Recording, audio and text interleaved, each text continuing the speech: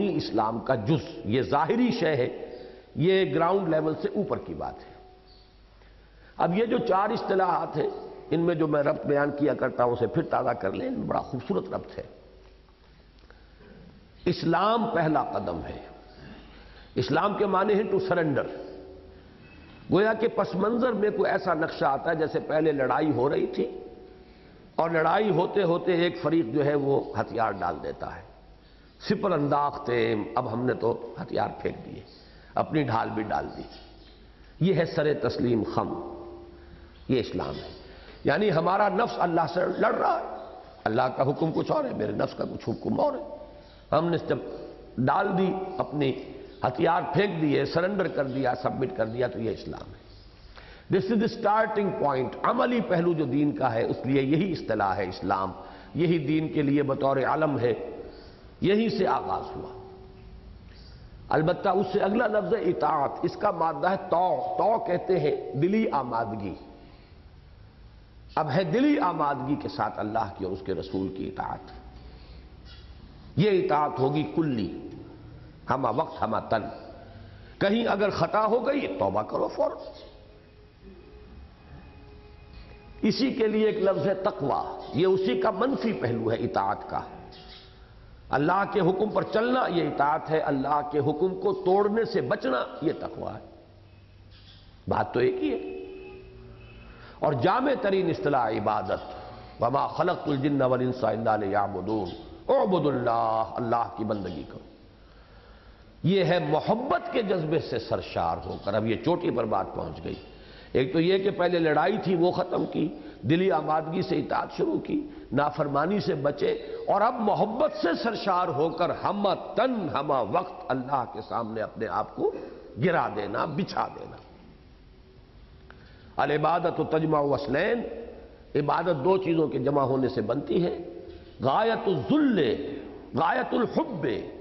مع غایت الذل والخضوع، حد درجے کی محبت اللہ کی اور حد درجے میں اپنے آپ کو اللہ کے سامنے بچھا دینا۔ اس میں اہم ترین چیز وہ، اور جس کی آیت کا حوالہ ہمارے دروس میں، وہ آپ حضرات کو یاد کرنی چاہیے۔ افتؤمنون ببعض الکتاب وتکفرون ببعض فما جزاء من یفعل ذلک منکم الا خزی فی الحیاۃ الدنیا ویوم القیامۃ یردون الی اشد العذاب۔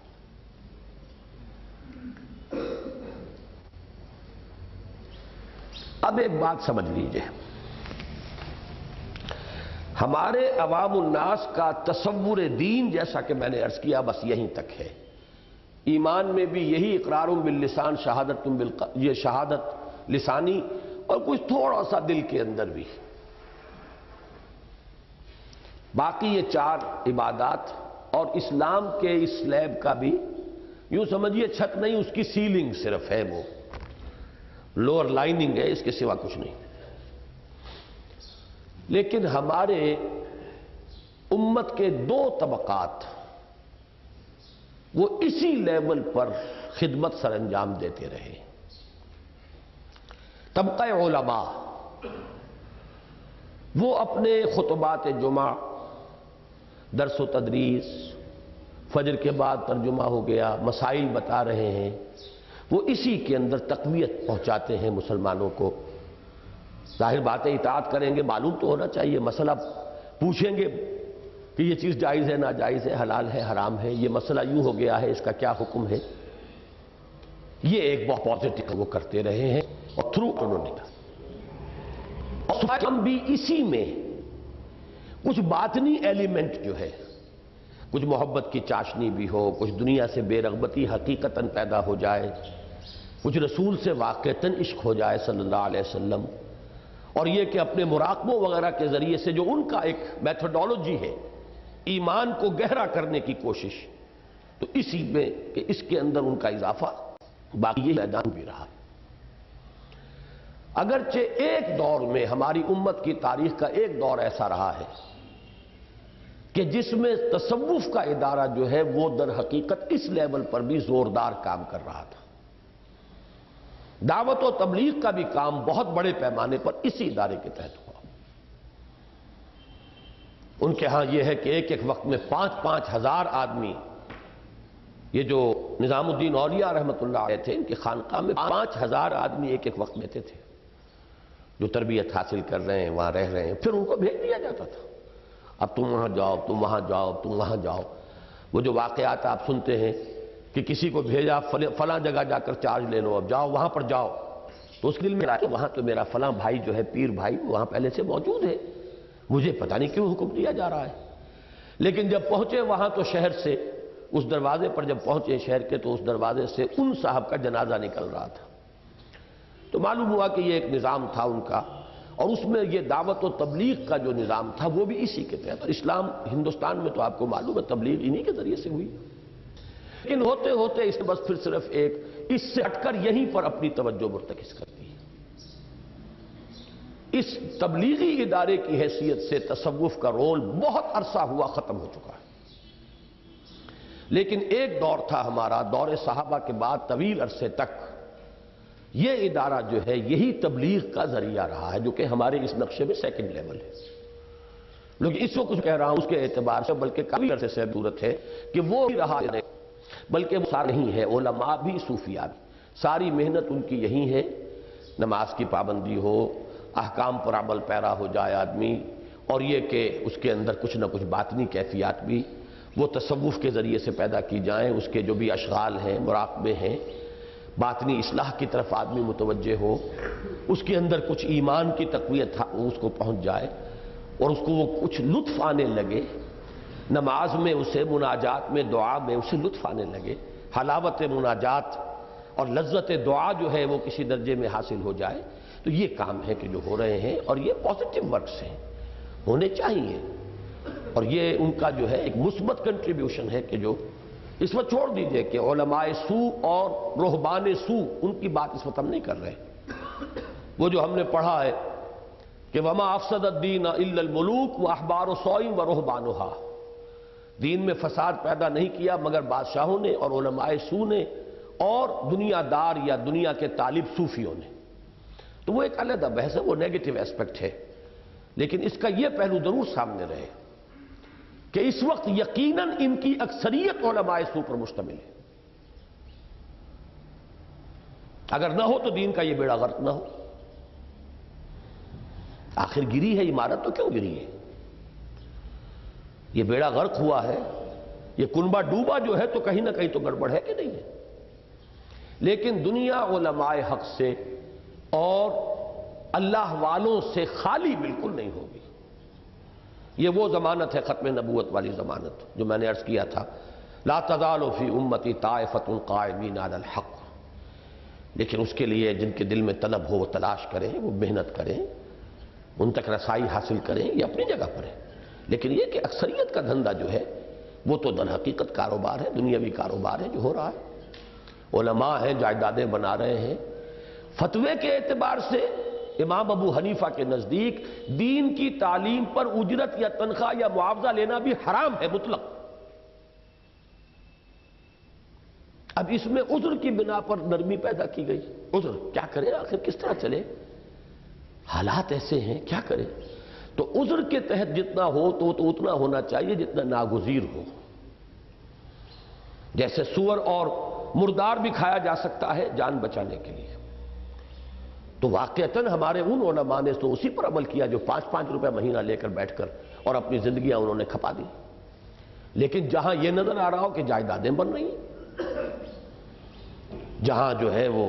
جاگیریں بن گئی، وہ معلوم ہوا کہ سوائے اس کے اور کیا تعبیر ہے کہ وہ علماء سو کا معاملہ ہے، اور وہ رہبان سو، وما افسد الدین الا الملوک واحبار سوء ورہبانها، تو یہ ہے اس کا نیگیٹو اسپیکٹ، لیکن اس وقت ہم پازیٹیو اسپیکٹ پر بات کر رہے ہیں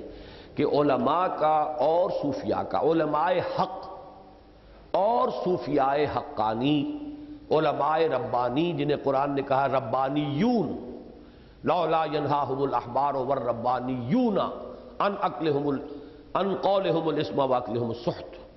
تو ربانیین جو ہیں، یہ چھوٹی سی باڈی وجود میں آئی، 15-20 افراد ہوں گے، ہر حلقے سے 2 آدمی،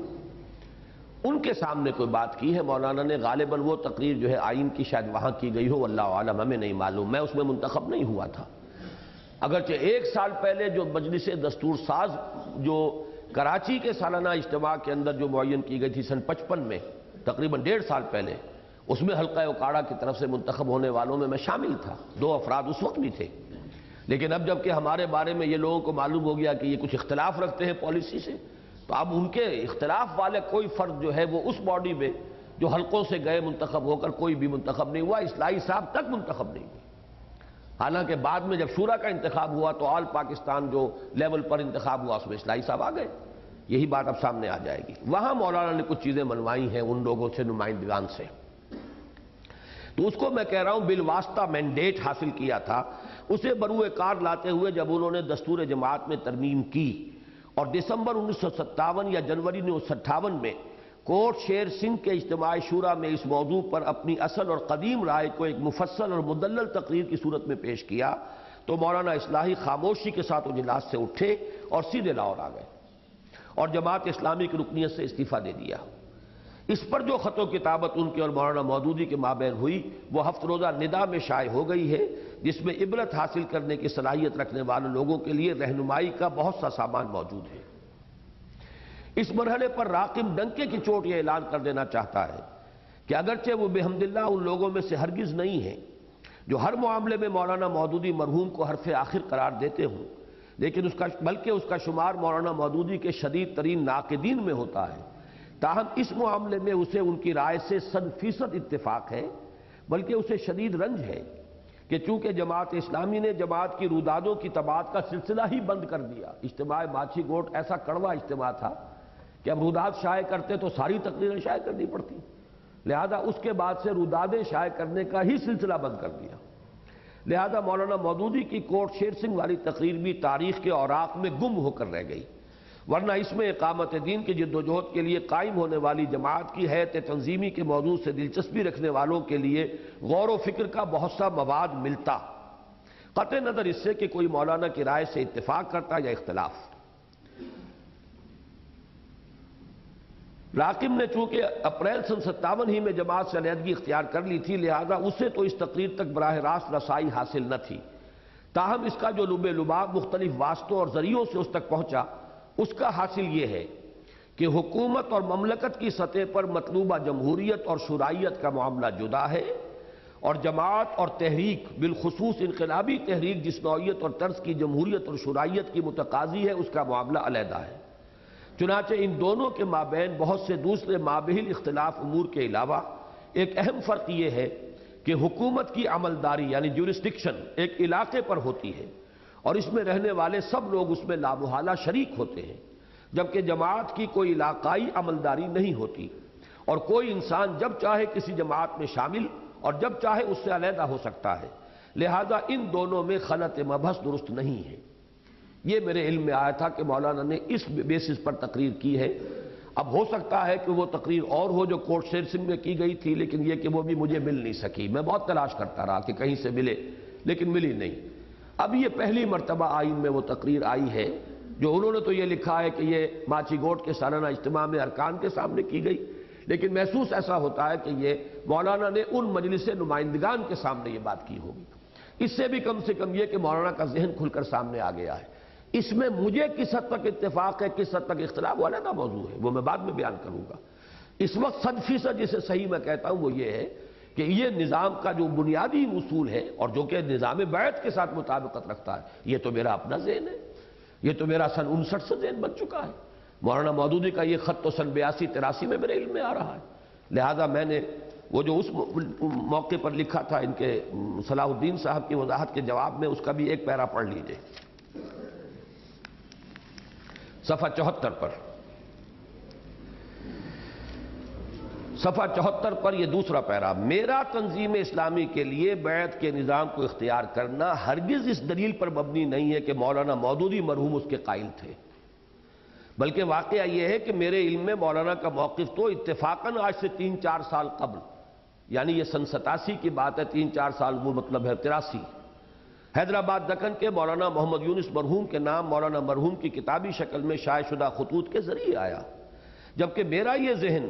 کہ اقامت دین کی جدوجہد کرنے والی جماعت کا تنظیم ڈھانچہ بیعت جہاد اور بیعت صبر و طاعت فی المعروف کی اساس پر قائم ہونا چاہیے، جماعت سے علیحدہ ہونے کے 2 سال بعد ہی اوائل 1959 میں بن چکا ہے۔ لیکن ظاہر ہے کہ یہ میری ذاتی رائے تھی جسے میں اپنے بزرگوں پر کسی طرح مسلط نہیں کر سکتا تھا۔ لہذا جب 1967 میں رحیم یار خان میں جماعت سے علیحدہ ہونے والے بعض حضرات کا اجتماع ہوا اور اس میں ایک نئی تنظیم کے قیام کا فیصلہ ہو گیا اور اس کے لیے تنظیمی ڈھانچہ طے کرنے کے لیے 7 افراد پر مشتمل ایک مجلس مقرر کر دی گئی، تو اگرچہ میں بھی ان 7 میں کا 7واں تھا، لیکن مجھے ہرگز یہ امکان نظر نہ آتا تھا کہ اس تنظیم کی اساس بیعت پر ہو سکتی ہے، اس لیے کہ ان 7 افراد میں ہر اعتبار سے اولین اور اہم ترین شخصیت مولانا امین احسن اصلاحی کی تھی، جن کے مزاج سے میں بخوبی واقف تھا۔ تاہم میں چونکہ دوسرے مروجہ طریقے ہائے تنظیم کو بھی حرام نہیں بلکہ مباحات میں سے سمجھتا ہوں، لہذا میں ذہناً اس کے لیے بالکل تیار تھا کہ نظام خواہ کوئی بھی ہو، اگر اقامت دین کے لیے طریقہ کار درست ہو تو لازماً شریک رہوں گا۔ یہ دوسری بات ہے کہ یہ بیل منڈے تو کیا چڑھتی سرے سے اپچ ہی نہ سکی۔ اس کے بعد 1975 میں میں نے تنظیم اسلامی کے قیام کا فیصلہ کیا تو اس کے لیے قرارداد تاسیس بھی وہی رکھی جس پر 1967 میں اتفاق ہوا تھا، اور نظام جماعت کے معاملے کو بھی کھلا اوپن رکھا کہ 3 سال تک میری حیثیت صرف داعی کنوینر کی ہوگی۔ اس عرصے کے دوران جو حضرات قرارداد تاسیس پر اتفاق کرتے ہوئے جمع ہو جائیں گے وہ باہمی مشورے سے مستقل نظام طے کریں گے۔ لیکن جب 2.5 سال انتظار کے بعد بھی بزرگوں میں سے کسی نے پیش قدمی نہیں فرمائی تو بالآخر میں نے جولائی 1977 میں ساتھیوں کے سامنے اپنا ذہن کھول کر رکھا، نتیجتاً بیعت ہی کو تنظیم کی مستقل اساس کے طور پر اختیار کر لیا گیا۔ اس کے بعد جب 1982-83 میں خطوط کے چراغ نامی کتاب حیدرآباد دکن سے آئی اور اس سے معلوم ہوا کہ مارچ 41 کے ختم مولانا مودودی مرحوم نے بالکل وہی بات فرمائی تھی جس کا میں قائل ہوں، تو اس پر فطری طور پر مجھے خوشی بھی ہوئی کہ متفق گردین رائے ابو علی بارائے من، اور اپنی بات پر مزید اطمینان بھی ہوا۔ لیکن ظاہر ہے کہ میرا موقف مولانا مرحوم کی رائے کی بنیاد پر نہیں بلکہ اپنے مطالعے کے مطابق قرآن حکیم اور سنت و سیرت رسول صلی اللہ علیہ وسلم کی محکم اساسات اور امت کی طویل تعامل پر قائم ہے۔ بس اس وقت اسی پر اکتفا کر رہے ہیں۔ 2 منٹ ابھی بیٹھیے۔ اب مغرب کے بعد جو نقض غزل کی جو باب سوم ہے اس کو ہمیں پڑھنا ہے۔ یہ ایک بات بھائی جمیل صاحب نے کہی تھی اور میں بار بار اس کی توجہ نہیں آپ کی دلوا سکا۔ ہمارا جو میثاق کا پرچہ تھا مارچ 87 کا اسلامی انقلاب کا مفہوم جس میں شائع ہوا ہے، یہ مکتبے میں جتنا موجود تھا وہ اس اجتماع میں تقسیم ہو گیا، لہذا اس کو واپس کر دیجئے، اس لیے کہ ہمارے پاس وہ ریکارڈ میں رہنے چاہیے پرچے، کچھ نہ کچھ ضرورت پڑتی رہتی ہے۔ وہ پرچہ جو ہے مارچ 87 کا جس میں اور انقلاب والا یہ مضمون اب ندا میں بھی 2 پرچوں میں آ چکا ہے، آپ حضرات کے پاس پچھلے پرچے میں آیا تھا اور باقی اب اس میں آ گیا ہے، لہذا وہ آپ کے پاس وہ مضمون کے حد تک تو جو ہے وہ دوسری سورس بھی موجود ہے اور اپنے پاس آپ کے ہاں گھروں پر وہ پرچے ہوں گے، تو یہاں وہ چونکہ تھوڑے سے پرچے تھے تو وہ پرچے آپ حضرات واپس کر دیجیے گا۔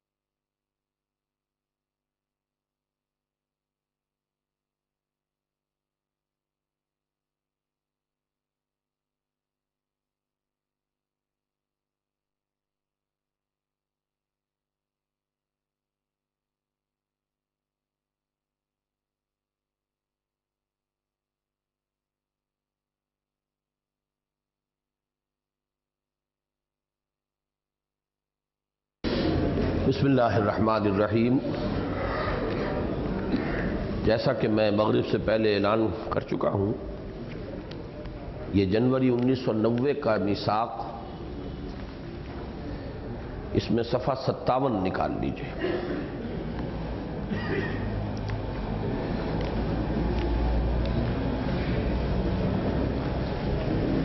نقض غزل کے عنوان سے جو کچھ 5 اقساط میں چھپا تھا میثاق میں 1966-67 میں، اس کا جو اکثر حصہ ہے وہ در حقیقت کچھ دستاویزات پر مشتمل ہے۔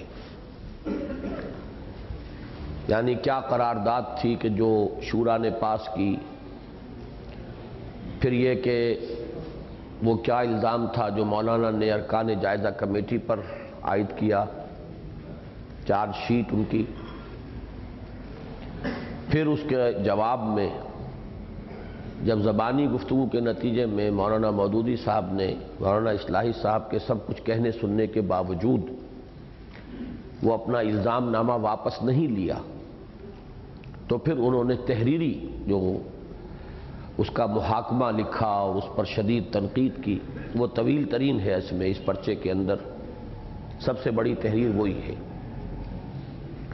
تو اکثر و بیشتر جو ہے وہ دستاویزات ہیں، کہیں کہیں بعض جملے میں نے صرف واقعات کی ترتیب کو نمایاں کرنے کے لیے اس میں ایڈ کیے ہیں، ورنہ اکثر و بیشتر چیزیں وہی ہیں۔ البتہ یہ حصہ اس کا ایسا ہے، یہ ایک قسط جس میں میں نے مولانا مودودی صاحب اور مولانا اصلاحی صاحب کا جو اختلاف تھا اس کا پس منظر بیان کرنے کے لیے جماعت کی ایک تاریخ بیان کی۔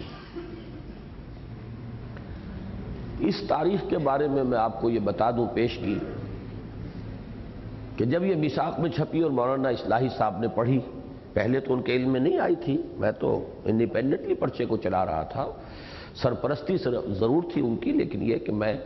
از خود چلا رہا تھا، خود لکھ رہا تھا۔ تو تباہ ہونے کے بعد انہوں نے پرچہ پڑھا، تو پھر ان کا تبصرہ بھی بالکل وہی تھا جو مولانا عبدالماجد دریابادی کا تھا۔ اس مضمون پر جو تبصرہ ہوا تھا کہ جس میں مولانا فراہی اور مولانا ابوالکلام اور مولانا شبلی کے بارے میں میں نے جو باتیں لکھی تھی، اس پر جو مصرع لکھا تھا مولانا عبدالماجد دریابادی نے کہ در حیرتم کے بعد فروش کجا شنید، بائی نہیں یہی فقرہ پڑھا مولانا مودودی نے اس پر، مولانا اصلاحی نے۔ انہوں نے یہ فرمایا کہ واقعہ یہ ہے عزیزم کہ اگر میں بھی اس وقت تاریخ لکھوں تو سوائے اس کے کہ آپ کے اس خاکے میں کچھ میں رنگ بھر سکوں گا مزید، یعنی واقعات کا، اور کوئی اضافہ میں نہیں کر سکتا۔ بالکل صحیح تعبیر یہی ہے۔ میں حیران ہوں کہ تمہارے علم میں یہ باتیں کہاں سے آئیں۔ اصل میں مختلف مواقع پر جو ان سے گفتگویں ہوتی رہتی تھی، کبھی کوئی بات آ جاتی تھی سامنے، کبھی کوئی بات آ جاتی تھی، بس وہ اللہ تعالیٰ نے مجھے ایک ذہن منطقی دیا ہے، میں ان چیزوں کو جوڑتا ہوں، جوڑ کر اس کا ایک حجولہ بنا لیتا ہوں۔ تو انہیں حیرانی ہوئی کہ یہ تم تو اس وقت موجود نہیں تھے جماعت کے آس پاس، تو یہ ساری باتیں تمہارے علم میں کیسے آئی؟ یہ سند جو ہے مولانا اصلاحی صاحب کی، یہ پھر میں نے میثاق میں لکھ بھی دی تھی تاکہ سند رہے، بوقت ضرورت کام آئے، اس لیے کہ وہ اس وقت سرپرست تھے میثاق کے۔ اگلے پرچے میں میں نے ان کا تبصرہ یہ نقل کر دیا، اور اس سے گویا کہ وہ مستند ہے کہ مولانا اصلاحی صاحب نے یہ بات کہی تھی۔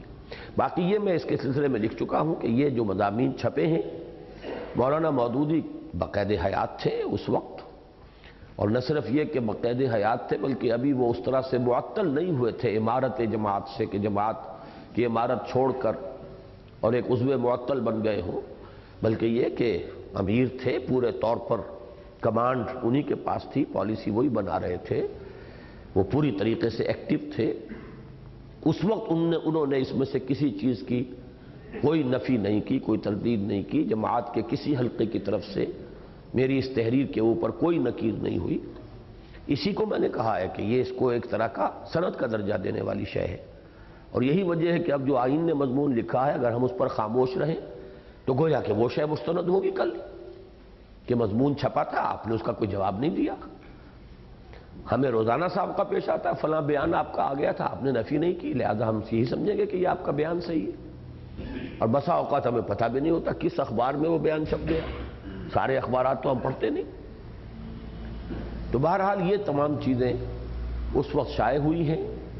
اور ان پر جماعت کے حلقے کی طرف سے کوئی نفی یا تردید کی کوئی بات نہیں آئی، ریکارڈ پر بالکل نہیں۔ لیکن میرے لیے زیادہ اہم بات تھی مولانا اصلاحی صاحب کی طرف سے تصویب کلی کہ ہاں یہی معاملہ ہے، اصل تاریخی پس منظر یہی ہے۔ اس میں چونکہ جماعت اسلامی کے آغاز کے حالات بھی ہیں اور جو پہلا اختلاف ہوا تھا اور جو لوگ علیحدہ ہوئے تھے اس کا پس منظر بھی ہے، اس اعتبار سے یہ تنظیم کے ہر رفیق کو سمجھنے چاہیے کہ یہ داستان اصل میں کیا تھی، کیونکہ ابھی مولانا منظور نعمانی صاحب بھی بقید حیات ہیں، مولانا علی میاں بھی ہیں، یہ لوگ جماعت سے علیحدہ ہو گئے تھے سن 42-43 میں، جماعت کے قیام کے تقریباً سال ڈیڑھ سال بعد۔ ان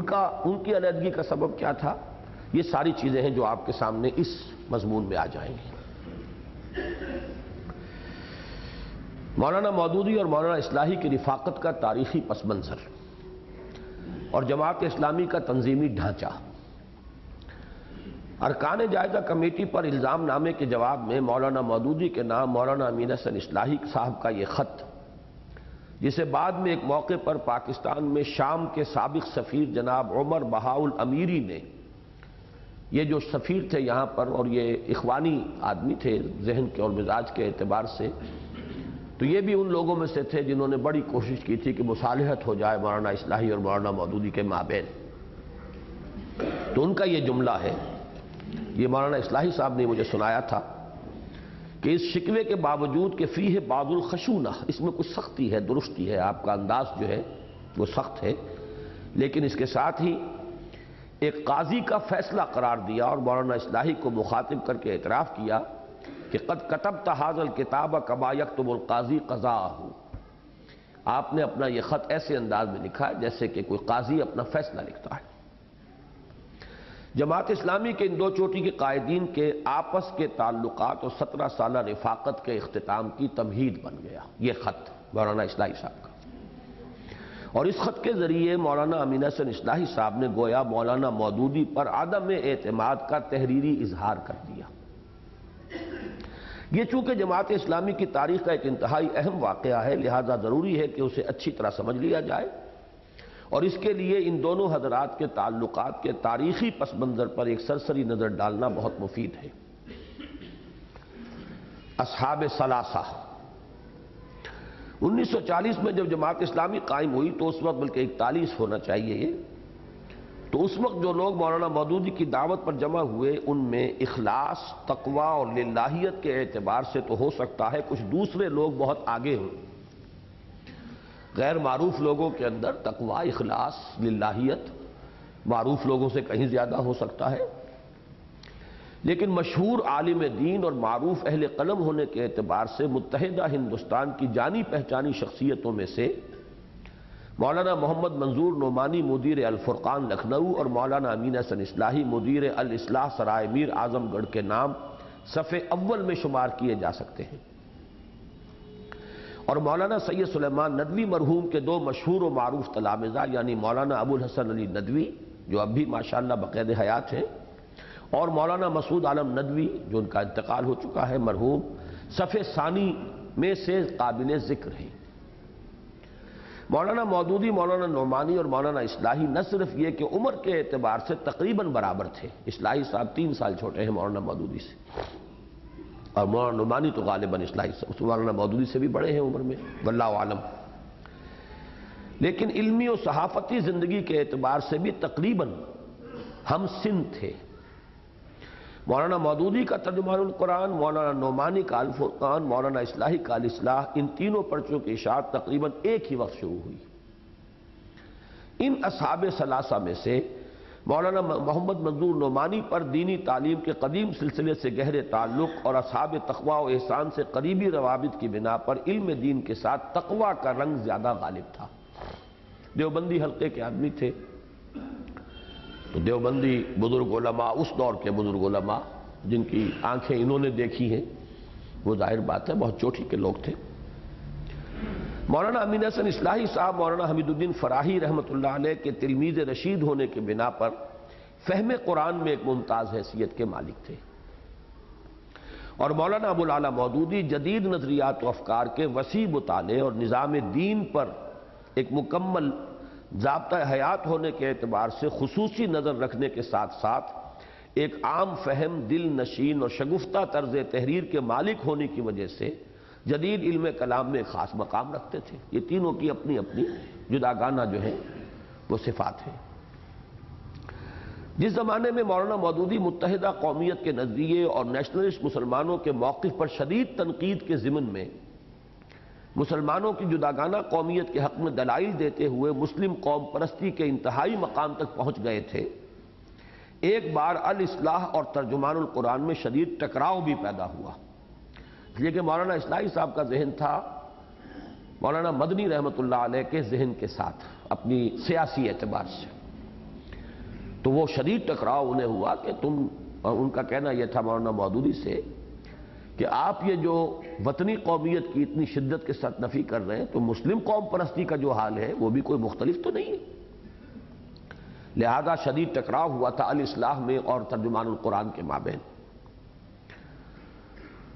مولانا مودودی کے موقف پر مولانا اصلاحی نے اس اعتبار سے شدید تنقید کی کہ مسلم قوم پرستی فی نفسہ ہی اسلام کے موقف کی صحیح ترجمانی نہیں ہے، لیکن جب مولانا مودودی نے اپنے نقطہ نظر کو تبدیل کر لیا، یہ ہم پڑھ چکے ہیں کہ پھر اس کو چھوڑ کر اور انہوں نے وہ راستہ علیحدہ بنایا اور جماعت اسلامی کا راستہ اختیار کیا اور خالص اسلامی نقطہ نظر کے تحت وہ مضامین لکھے جو ان کی کتاب سیاسی کشمکش کے حصہ سوم میں شامل ہیں، تو مولانا اصلاحی نے ان کے نقطہ نظر کی صحت کو تسلیم کر لیا اور اس طرح ان حضرات کے مابین تعاون اور اتحاد کی راہ ہموار ہوئی۔ نوٹ پڑھ لیجئے کہ اس موقع پر تحریک جماعت اسلامی کے حصہ اول کے دیباچے، وہ جو میری کتاب ہے اس کے دیباچے کے یہ الفاظ ذہن میں تازہ کر لیے جائیں، لیکن یہ بہرحال ایک ناقابل تردید حقیقت ہے کہ جماعت اسلامی کا قیام ان نظریات کی اساس پر نہیں ہوا جو مولانا مودودی نے سیاسی کشمکش کے پہلے اور دوسرے حصوں میں بیان فرمائے ہیں،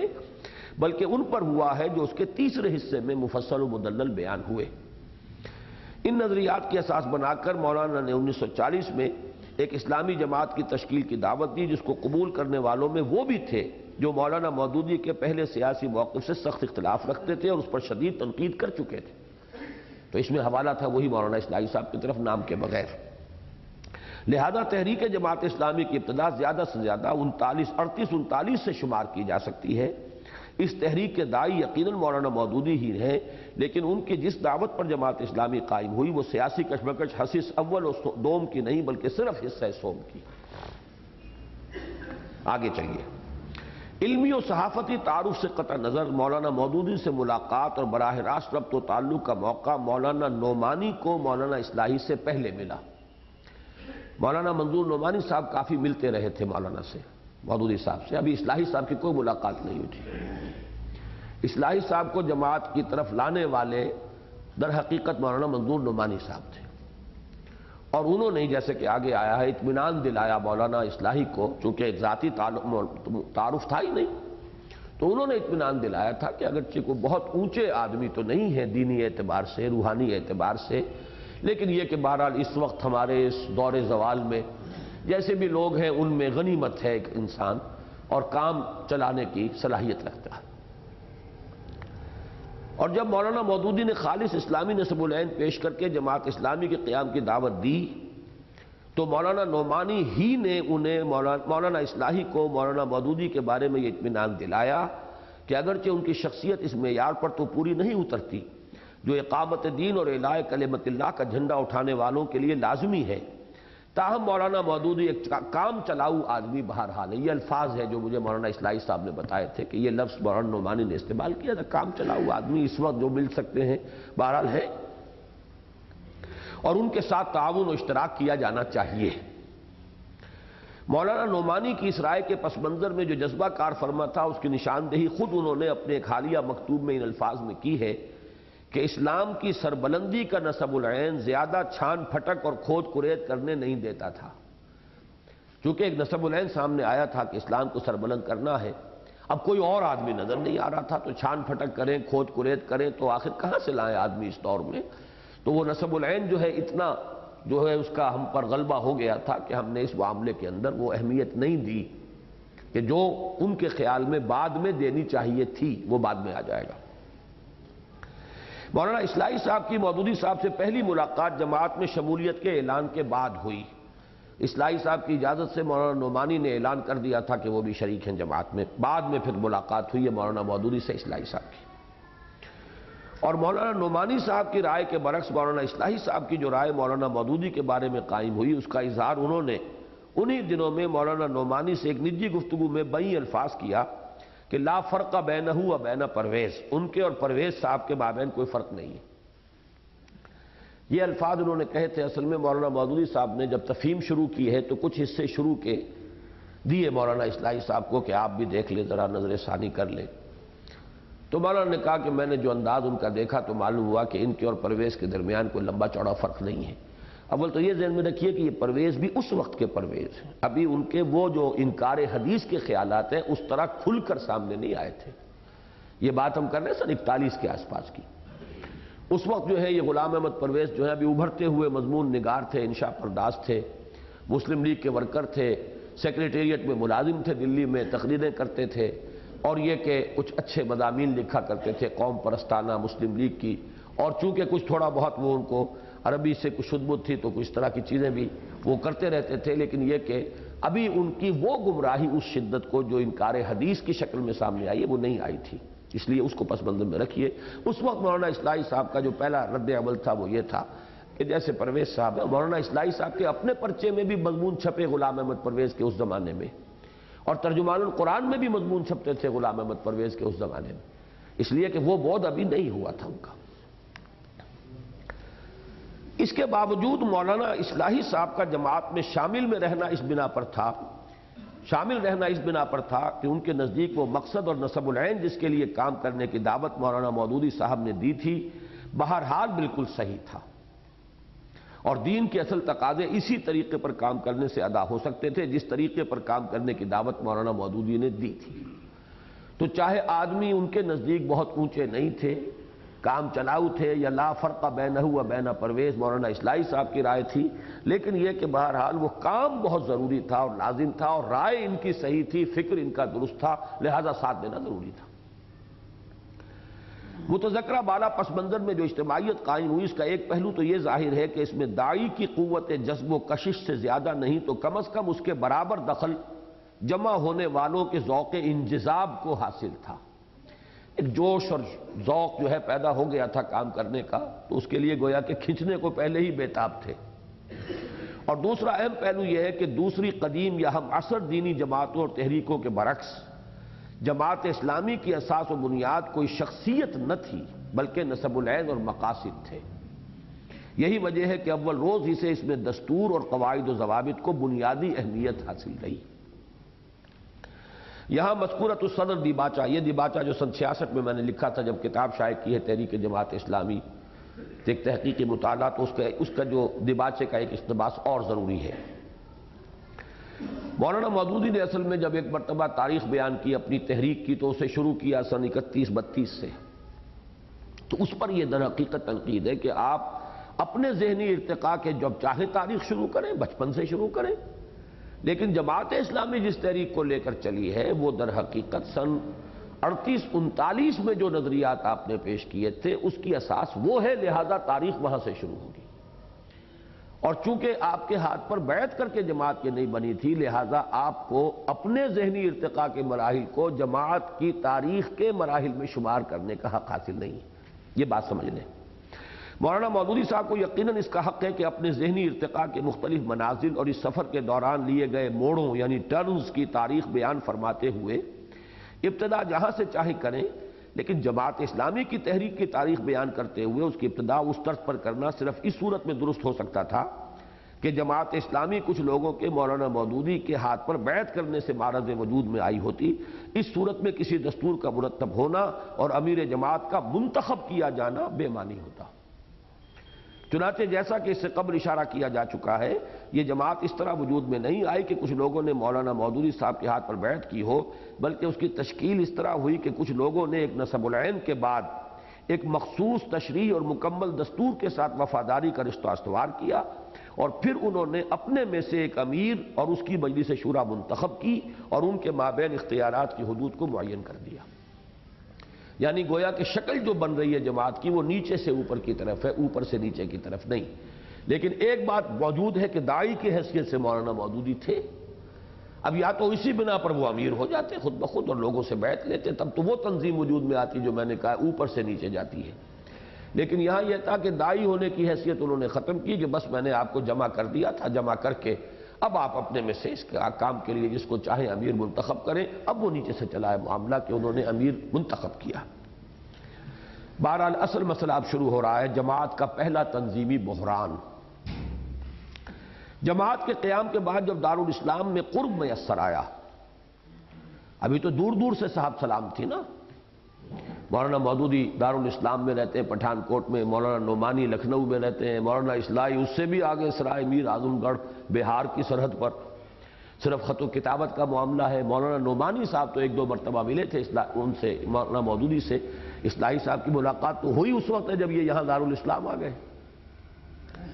جماعت کے قیام کے بعد جب دارالاسلام میں قرب میسر آیا اور ایک دوسرے کو قریب سے دیکھنے کے مواقع ملے تو جلد ہی مولانا محمد منظور نعمانی صاحب اور دوسرے بہت سے حضرات نے یہ محسوس کیا کہ مولانا مودودی کی شخصیت کے بارے میں ان کے پہلے اندازے بھی بہت مبالغے پر مبنی تھے، اور یہ کہ ان کی شخصیت کا اس کام سے سرے سے کوئی مناسبت ہی نہیں ہے، ان کی شخصیت کو اس کام سے سرے سے کوئی مناسبت ہی نہیں جسے لے کر وہ اٹھ کھڑے ہوئے ہیں۔ چنانچہ اپنے قیام کے 1-1.5 سال کے اندر جماعت اسلامی اپنے پہلے بحران سے دوچار ہو گئی، اور مولانا محمد منظور نعمانی، مولانا ابوالحسن علی ندوی، مولانا شاہ جعفر پھلواروی اور دیگر بہت سے اہم اور معروف شخصیتوں سمیت جماعت اسلامی کے کل ارکان کی 1/3 تعداد جماعت سے علیحدہ ہو گئی۔ یہ بڑا ہنگامہ ہوا تھا اور کافی وہ تحریریں اور اجتماعات، لیکن بالآخر وہ بہت بڑا کرائسس جو ہے وہ بس 1.5 سال کے اندر اندر آ گیا۔ اس میں اس وقت چونکہ یہ چیزیں پھر آ چکی ہیں پبلک میں، اس وقت تو ان حضرات نے پبلک میں کچھ بیان نہیں کیا تھا، خاموشی سے علیحدہ ہو گئے، نہ کوئی اعتراض کیا، نہ کوئی بیان دیا، نہ کوئی تحریر لکھی، نہ کسی کتاب میں کہ ہم کیوں علیحدہ ہوئے۔ حالانکہ میرے نزدیک ان پر ذمہ داری تھی کہ اس کو واضح کرتے ہیں، لیکن یہ کہ وہ ایک علیحدہ مسئلہ ان حضرات کا مسئلہ ہے۔ بعد میں انہوں نے وہ چیزیں اب لکھ بھی دی ہیں، شائع بھی کر دی ہیں، اگرچہ کی ہیں مولانا مودودی کی زندگی کے اندر یہ چیزیں آ گئی تھی، لیکن یہ کہ میرے نزدیک انہیں اس وقت کرنا چاہیے تھا اور کھل کر۔ مولانا مودودی نے بلکہ یہی کہا تھا کھل کر بات کریں، جماعت کے عام ارکان میں بات کریں۔ اس وقت ان حضرات نے تقویٰ کا تقاضا یہ سمجھا کہ اب یہ ذاتی باتیں ہیں اور ذاتی باتوں کو اس طرح جو ہے لانا لوگوں کے سامنے یہ مناسب نہیں ہے، اپنے طور پر یہ رائے قائم کر لی کہ دینی اعتبار سے یہ اس مقام پر نہیں ہے، کم سے کم مقام پر بھی کہ جن کے ساتھ تحریک اقامت دین کے قائد کی حیثیت سے ہم چل سکیں۔ اس میں جو چند باتیں جو معلوم ہوئی بعد میں وہ یہ کہ مولانا کے ہاں ایک مرد باورچی کام کرتا تھا، اس پر اعتراض تھا، جوان لڑکا ہے آپ کے گھر میں، پردہ ہونا چاہیے، یہ جوان باورچی کیسے ہے؟ تو مولانا نے کچھ یہ اس طرح کی معذرت کی کہ میری بیوی جو ہے بہت اونچے گھرانے کی ہیں اور ان کو وہ پکانے وغیرہ کا یہ نہیں ہے معاملہ، تو مجھے رکھنا پڑتا ہے مجبوراً ملازم کوئی۔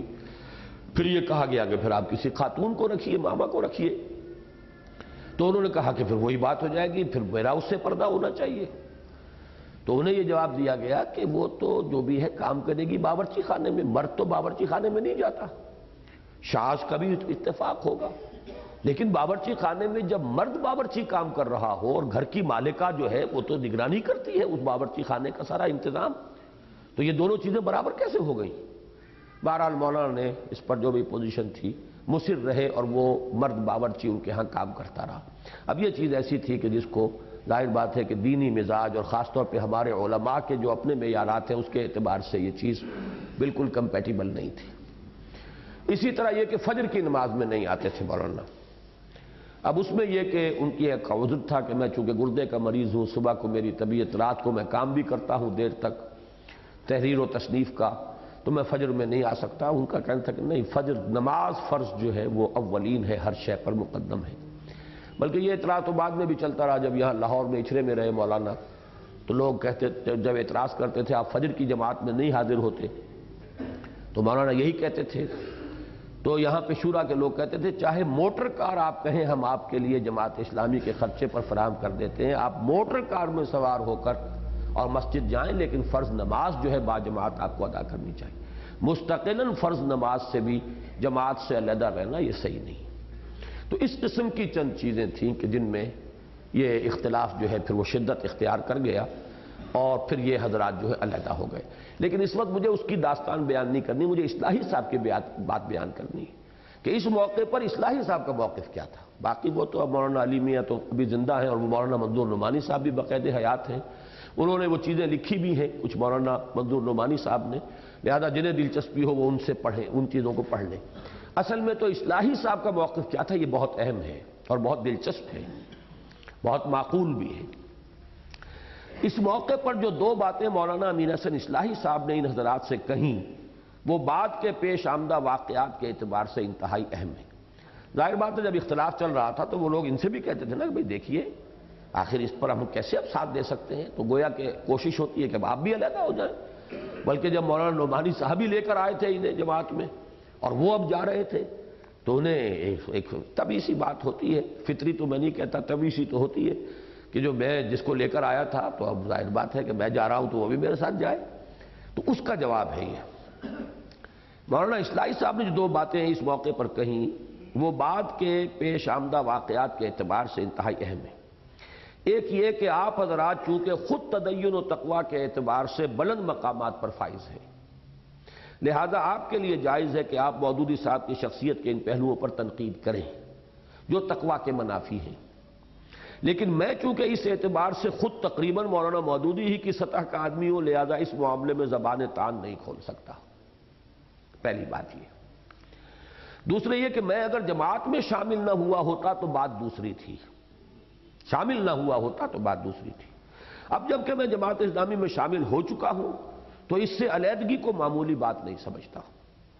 میرے نزدیک اب صحیح صورت یہ ہے کہ اصلاح احوال کے مقدور پر کوشش کی جائے، لہذا میں جماعت میں شامل رہ کر اس بات کی سعی کرتا رہوں گا کہ ہم لوگ ایک دوسرے کی اصلاح کرتے اور ایک دوسروں کی خامیوں کی تلافی کرتے ہوئے آگے بڑھتے جائیں اور دین کی خدمت کی کوشش کریں۔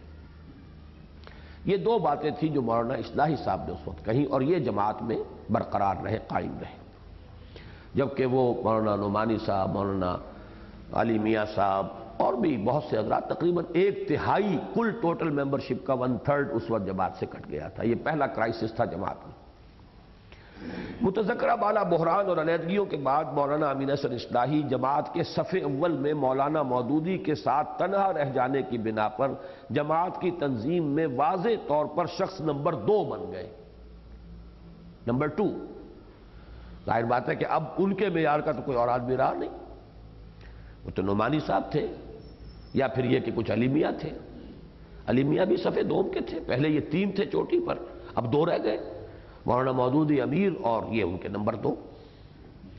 اول تو یہی بات کہ ایک شخص کسی جماعت میں واضح طور پر شخص دوم بن جائے اس کی پوزیشن کو نازک بنا دینے کے لیے کافی ہے۔ وہ کیوں؟ وہ سمجھ لیجئے آپ کہ اگر وہ تنقید کرتا ہے کسی بات پر تو سمجھا جائے گا یہ امیر بننا چاہتا ہے۔ یہ جو ایک پوزیشن بڑی کریٹیکل ہو جاتی ہے کہ ذرا سا بھی اگر بولے گا تو کہ چونکہ قریب ترین وہی ہے، نمبر 2 وہی ہے، تو یہ کہ اس میں بڑی ایک پوزیشن جو ہے نازک ہو جاتی ہے کہ آدمی کو بہت محتاط رہنا پڑتا ہے۔ پھر جب صورتحال یہ ہو کہ مزاج اور نقطہ نظر کے اعتبار سے اس کے اور امیر کے مابین نمایاں فرق موجود ہو اور وہ اپنے ذمے یہ کٹھن خدمت بھی لے لے کہ اسے مقاصد اور نسب العین سے تعلق خاطر کی بنا پر نہ صرف اس کے ساتھ نباہ کرنا ہے بلکہ اس کی خامیوں اور کمیوں کی تلافی بھی کرنی ہے، تو صورتحال اور بھی نازک ہو جاتی ہے۔ لیکن یہ حقیقت ہے اور اس سے شاید کوئی شخص انکار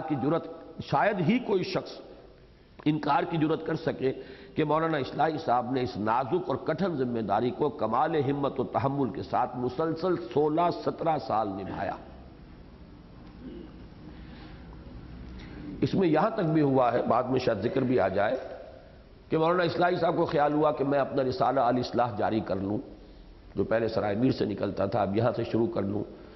تو مولانا مودودی نے فرمایا کہ نہیں، دیکھیے یہ ٹھیک نہیں ہے، اب ایک خیال ترجمان کے ذریعے سے لوگوں کے سامنے آ رہا ہے، ایک الاصلاح کے ذریعے سے آئے گا، ذرا سا بھی فرق ہوا تو لوگوں کے ذہن کے اندر انتشار پیدا ہو جائے گا۔ تو تنظیم کا اور جو مولانا کا ذہن اب سامنے آ گیا ہے اس کا تقاضا تو یہ کہ ایک ذہن، ایک خیال، ایک نظریہ ہی لوگوں کے سامنے آئے، دوسری بات نہ ہو تاکہ انتشار ذہنی نہ ہو۔ تو اب یہ ایک اعتبار سے علمی موت تھی اصلاحی صاحب کی۔ 17 برس میں وہ اپنی وہ تفسیر کا بھی کوئی کام نہیں کر سکے. وہ تو بالکل جماعت کے جو بھی پروگرام ہوتے تھے انہی کے لیے وقف ہو کر رہ گئے. نمبر 2، مولانا اصلاحی کی خدمات. اس پورے عرصے میں مولانا امین حسن اصلاحی مولانا مودودی کے دست راست رہے اور پوری تندہی اور انہماک کے ساتھ نہ صرف اس نصب العین کی خدمت میں لگے رہے جس کی خاطر جماعت اسلامی میں شمولیت اختیار کی تھی، بلکہ جماعت کے اندر یا اس کے باہر کے حلقوں سے جب بھی کوئی حملہ مولانا مودودی کی ذات پر ہوا تو اس کی مدافعت میں بھی ہمیشہ مولانا امین حسن اصلاحی ہی سینہ سپر ہوئے، حتیٰ کہ اس سلسلے میں انہیں اپنے دیرینہ دوستوں اور رفیقوں ہی کی نہیں بلکہ اپنے بزرگوں اور ممدوحوں اور مخدوموں تک کی کبیدی خاطر برداشت کرنی پڑی. مولانا نعمانی صاحب نے بھی کچھ اختلاف کا تھوڑا سا اظہار اس وقت کیا تھا کسی اور رنگ میں، تو اس کا شدت کے ساتھ جواب دیا مولانا اصلاحی صاحب نے. اور بھی اس حلقے کے علماء نے، مولانا مفتی کفایت اللہ صاحب، مولانا احمد سعید صاحب دہلوی، ان کے اعتراضات مولانا مودودی پر ہوئے تو ان کا جواب بھی دیا مولانا اصلاحی صاحب نے.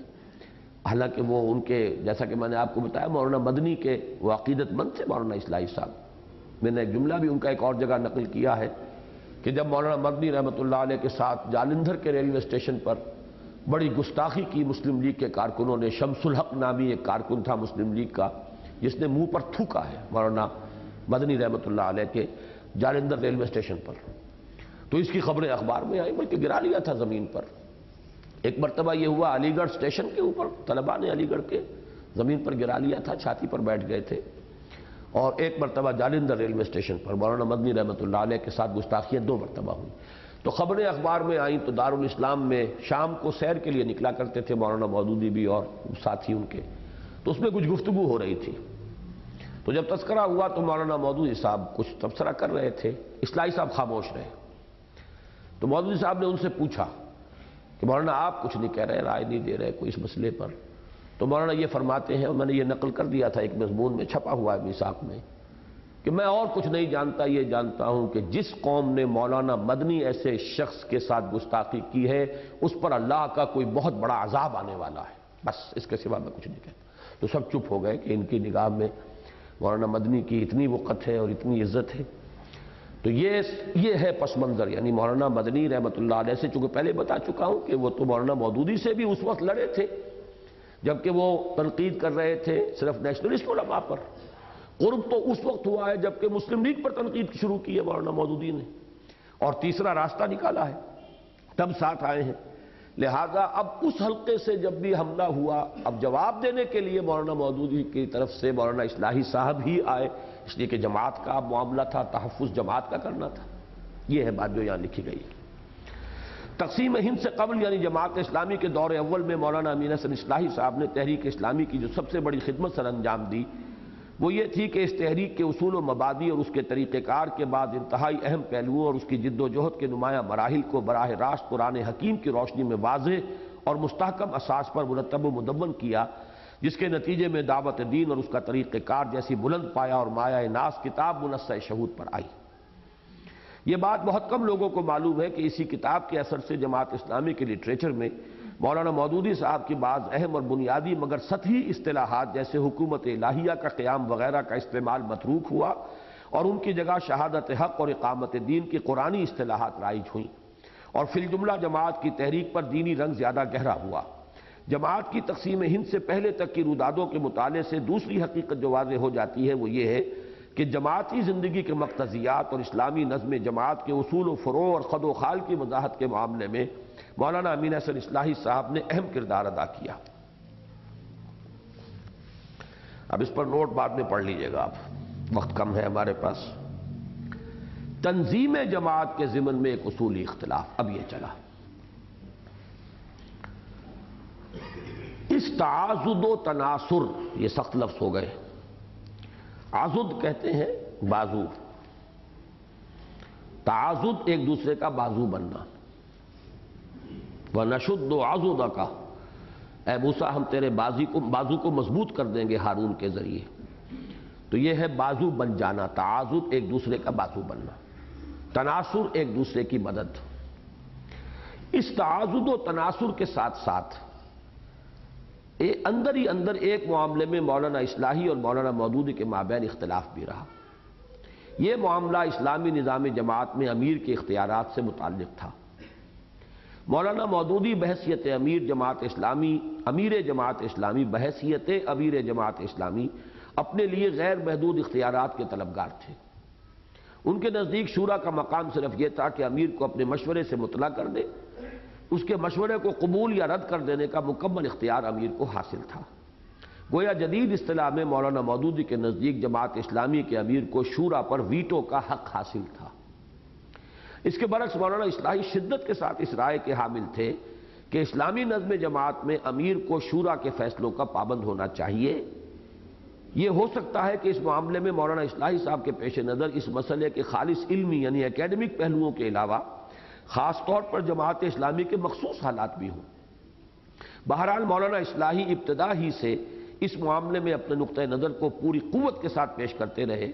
حتیٰ کہ تقسیم ہند سے متصل قبل الہ آباد کے کل ہند اجتماع کے موقع پر منعقدہ مجلس شورا کے اجلاس میں اس مسئلے پر سخت تلخی بھی ہوئی،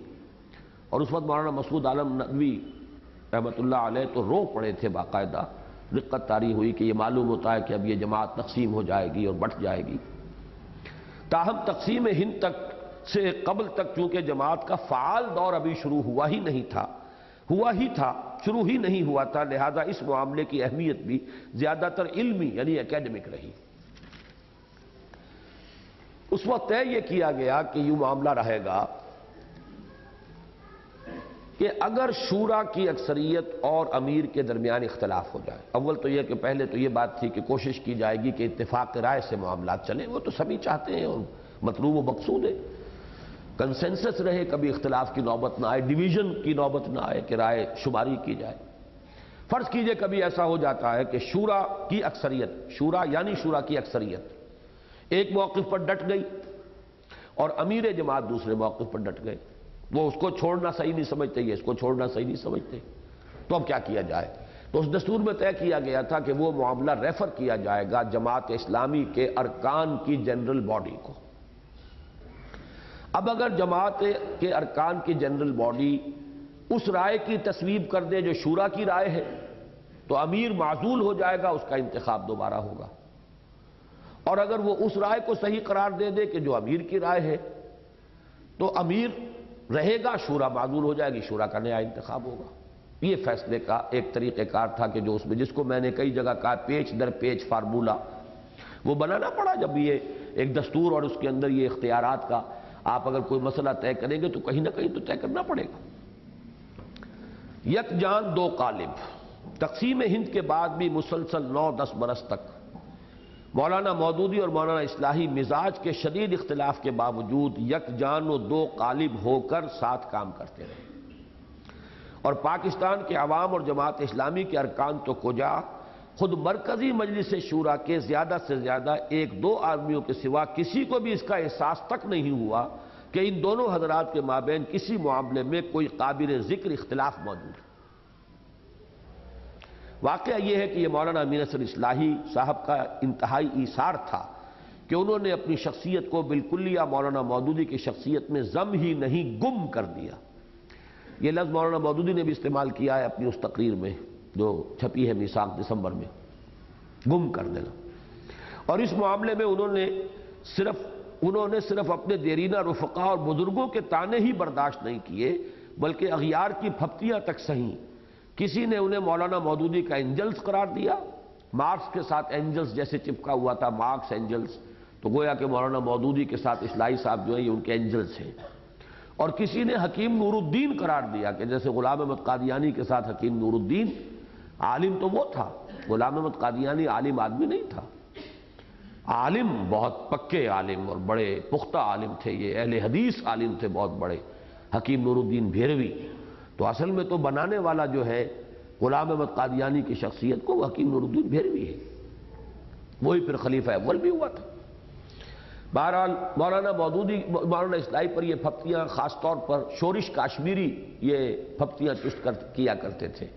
مولانا مودودی کے حکیم نور الدین یا مولانا مودودی کے اینجلز، یہ صحافی حلقے میں یہ تذکرہ ہوتا تھا۔ یعنی میں اس لیے بیان کر رہا ہوں کہ اس طرح چپکے ہوئے تھے مولانا اصلاحی اور بریکٹڈ تھے لوگوں کے سامنے کہ بالکل یک جان دو قالب۔ بہر صورت انہوں نے کبھی مولانا مودودی کے رجل ثانی سیکنڈ مین قرار دیے جانے میں آر محسوس نہ کیا، بلکہ جیسا کہ میں نے عرض کیا وہ الاصلاح نکالنا چاہا بھی تو مولانا نے روک دیا تو رک گئے۔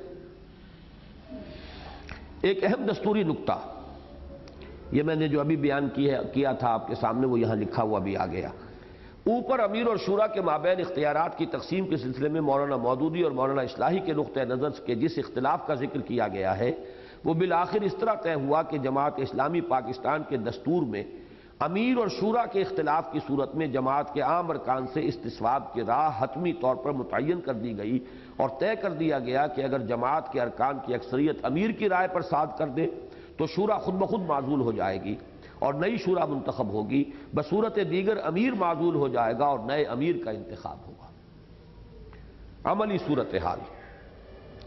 اس سے یہ تو ضرور ہو گیا کہ نظری اعتبار سے جماعت اسلامی کے دستور میں امیر کے ساتھ شورا کو بھی ایک اہم اور مستقل بذات حیثیت حاصل ہو گئی اور ان کے مابین نزاع کی صورت میں تصفیہ کی ایک راہ متعین ہو گئی، لیکن عملاً جماعت اسلامی پاکستان میں شورائیت بطور ایک نظام انسٹیٹیوشن کبھی رائج نہ ہو سکی۔ وہ اس لیے نہیں ہو سکی کہ مولانا کا ذہن تو وہ تھا جو اس مضمون میں کھل کر آ گیا، وہ تو ڈرائیور کی اور کمانڈر کی اور وہی جانتا ہے کہ کیا شکل ہے، اور بسا اوقات فیصلے کے لیے وقت تک نہیں ہوتا کہ اب ریفر کریں، مشورہ کریں، یو ول مس دی بس۔ وہ جو ایک تحریک کا تو فلسفہ ہے ذہن میں تو ان کے وہ تھا۔ آزادی کے فوراً بعد جماعت اپنے فعال دور میں داخل ہو گئی اور اس میں کچھ تو حالات اور واقعات کی رفتار اس قدر تیز رہی کہ ایک قسم کی ہنگامی صورتحال ہر وقت طاری رہی، جس میں مشاورت کے امکانات خود بخود ہی کم ہو جاتے ہیں، اور کچھ مولانا مودودی نے مسلسل یہ طرز عمل اختیار کیے رکھا کہ ہر اہم فیصلہ خود کر لیتے اور اس کے تحت آئندہ کے لیے عملی اقدام کی ابتدا بھی کر دیتے کسی جلسہ عام کی تقریر یا اخباری بیان میں۔ اس کے بعد جب شورا کا اجلاس ہوتا تو وہ غریب اس صورتحال سے دوچار ہو جاتی کہ ایک اقدام کیا جا چکا ہے اور اب جماعت کا وقار اور اس کے امیر کی عزت یعنی پریسٹیج صرف اسی طرح قائم رہ سکتی ہے کہ جماعت اس لائحہ عمل لائن آف ایکشن کو اختیار کر لے۔ اب ایک مسئلہ اور آ رہا ہے جس سے کہ ہمارا بھی مسئلہ ہے جو یہ صرف ماضی کا نہیں ہے، حال کا بھی ہے، اس کو بڑی توجہ سے پڑھنے کی ضرورت ہے۔ اس پر ہمارے ہاں پہلے کچھ گفتگویں شوراؤں میں تو ہوتی رہی ہیں، لیکن اب ہم آگے بڑھ رہے ہیں، اسی لیے اس ریفریشر کورس میں ہم نے کوشش کی کہ تمام نقبات جمع ہو جائیں، وہی اب ہمارا اس تحریک کا آگے ہراول جو ہے وہ دستہ ہے۔ تو اس کو سمجھیے، جماعت کی سول سروس، یہ جو ہمہ وقت ملازمین کا مسئلہ ہے جس کو بارہا میں نے کہا ہے کہ ایک انیویٹیبل ایول ہے برائی لیکن لازمی ہے، ناگزیر ہے، اس کے سوا گزارا بھی نہیں، لیکن یہ کہ اس کے اندر کچھ برائی کے پہلو بھی موجود ہیں۔ اب کوشش یہ ہوتی ہے کہ برائی کے پہلوؤں کو کم سے کم کیا جائے، جب انیویٹیبل ہے تو اسے اختیار